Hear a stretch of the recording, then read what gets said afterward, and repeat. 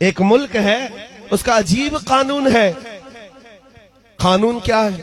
وہاں کے لوگ جو بادشاہ بناتے ہیں ان کا نیم الگ ہے، دستور الگ ہے۔ کیسے؟ سارے ملک کے جو اس کنٹری کے لوگ ہیں، وہ ان کے جو بڑے بڑے لوگ ہیں وہ سرحد پر جا کر کھڑے ہو جاتے ہیں ان کے سال کی پہلی تاریخ پر، اور جو بندہ ان کی سرحد میں سب سے پہلے داخل ہوتا ہے فجر میں، اس کو تاج پہنا دیتے، اس کو بادشاہ بنا دیتے، بادشاہ بنا دیتے، اس کو لے کر کے آتے ہیں، لیکن اس کو پہلے بتاتے ہیں کہ صاحب ہمارے ملک کا نیم ہے، جو ہماری کنٹری میں سب سے پہلے اس تاریخ کو آتا ہے اجنبی، ان کے گاؤں کا نہیں، باہر والا، وہ ہمارا بادشاہ ہوتا ہے۔ اور بادشاہ پوچھتا ہے اس کے بعد کیا کرو گے؟ وہ بتاتے بھی ہیں کہ سال بھر تک بادشاہ بنائیں گے، بس سال بھر کے بعد یہ تاریخ جو آج ہم نے تاج پوشی کی ہے، جب آئے گی ہم جنگل میں لے جا کر درندوں کے پاس چھوڑ کر آئیں گے۔ منظور ہے تو بادشاہ بنو، چھوڑ کر کے آئیں گے، یہ بھی پکی بات ہے، ہمیشہ کا نہیں بنائیں گے، ایک سال بس۔ کون ایک سال کی حکومت کو چھوڑتا ہے؟ یہاں 4 دن کا کارپوریٹر نہیں چھوڑتا۔ ملک کی حکومت کسی کو مل رہی ہو تو لوگ آتے تھے اور ایک سال عیش کرتے تھے، اور یہ قوم، یہ جو ملک ہے، یہاں کے بڑے لوگ سال ختم ہوتے ہی اس کو اٹھا کر لے جاتے اور ایک بھیانک جنگل میں چھوڑ کر کے آتے، جہاں پہلے والے بادشاہوں کو بھی جانور کھا گئے، وہ درندوں کے حوالے ہو جاتا تھا۔ اسی طرح ایک سال آیا، ان کا بادشاہ چھوڑ کر کے آگے، نیا بادشاہ ان کو چاہیے تھا، بارڈر پر جا کر کھڑے ہو گئے، رات بھر سرحد، صبح جیسی ہوئی دیکھا جو سب سے پہلے داخل ہو رہا ہے وہ ایک عالم ربانی تھا۔ لوگوں نے کہا آ جائیے ہمارے بادشاہ سلامت۔ انہوں نے کہا یہ کیسے اچانک بادشاہ، میں نیا آ رہا ہوں۔ کہا ہمارے ملک کا یہ نیم ہے، جو سب سے پہلے اس تاریخ میں داخل ہوتا ہے ہم تاج پہناتے ہیں، بادشاہ بناتے ہیں۔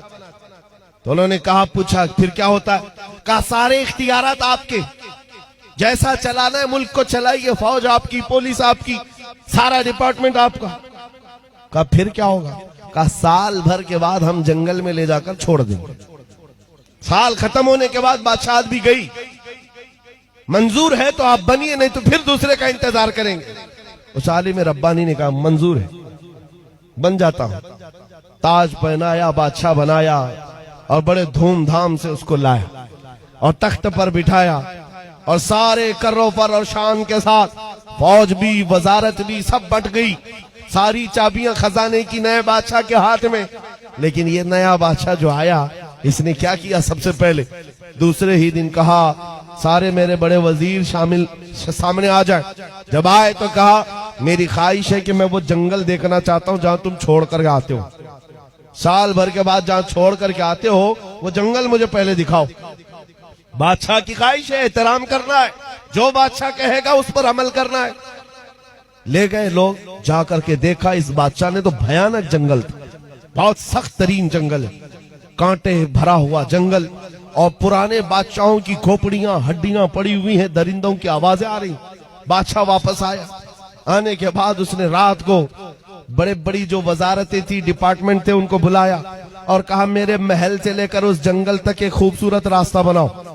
2 مہینے تک خالی راستہ ہی بنتا رہا، اور جب خوبصورت راستہ بن گیا تو پھر بادشاہ نے بلایا وزیروں کو، کہا اس جنگل میں جتنے کانٹے کے جھاڑیاں ہیں سب کو ختم کرو، جتنی ہڈیاں پڑی ہیں سب کو نکالو۔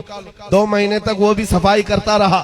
اس کے بعد پھر 4 مہینے گزر گئے تو بادشاہ نے کہا یہاں پر پھولوں کے درخت اگائے جائیں، خوشبودار پودے بسائے جائیں، اور وہ بھی کر دیے گئے۔ پھر بادشاہ نے کہا میری خواہش ہے کہ یہاں ایک اچھا محل بنایا جائے، اچھا محل، وہ بھی 2 مہینے میں محل بھی تیار۔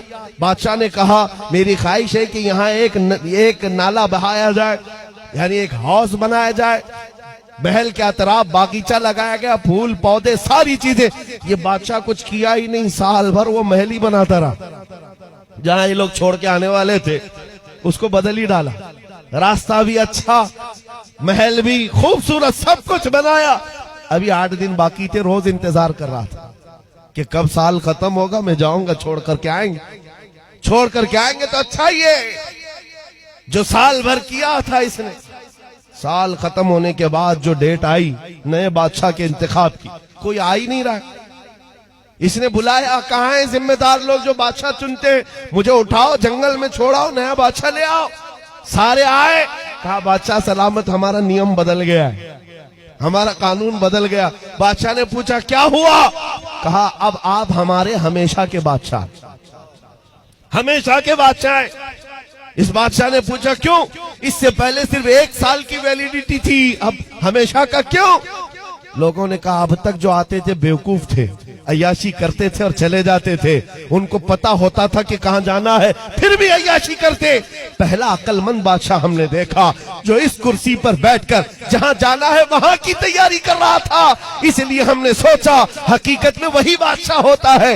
اس واقعے کو لکھنے کے بعد مولانا جلال الدین رومی کہتے ہیں اے نادان تو کیا سمجھ رہا ہے یہ دنیا کے افریقہ اور امریکہ کے کسی ملک کا قصہ ہے؟ نہیں، یہ پوری دنیا کا قانون ہے۔ جب تو پیدا ہوتا ہے لوگ تیرے انتظار میں کھڑے رہتے ہیں، جب تو آتا ہے تجھے بادشاہ بنا لیتے ہیں، تیرے ارد گرد تیرے دوست احباب بنتے چلے جاتے ہیں، اور تجھے بار بار بتایا بھی جاتا ہے چند دنوں کے بعد تجھے کندھے پر اٹھا کر اس قبرستان میں چھوڑ دیا جائے گا جہاں ہڈیاں پڑی ہیں پرانے لوگوں کی، جہاں کانٹے کی جھاڑیاں بھی ہیں۔ یہ سب چیزیں سنائی جاتی ہیں، اور اس کے بعد جب تیرا انتقال ہوتا ہے یہ لوگ تیری بادشاہت ختم کر کے لے جاتے ہیں اور چھوڑ آتے ہیں، پھر نئے بچے کا انتظار کرتے ہیں۔ مولانا روم فرماتے ہیں لیکن اس روئے زمین پر کچھ عقل مند بادشاہ ایسے بھی آتے ہیں جو بادشاہ بن کر جیتے تو ہیں لیکن جب تک کرسی پر بیٹھے ہوتے ہیں وہ اپنے درود و سلام سے، اپنے نماز و اعمال سے، اپنے ذکر و اذکار سے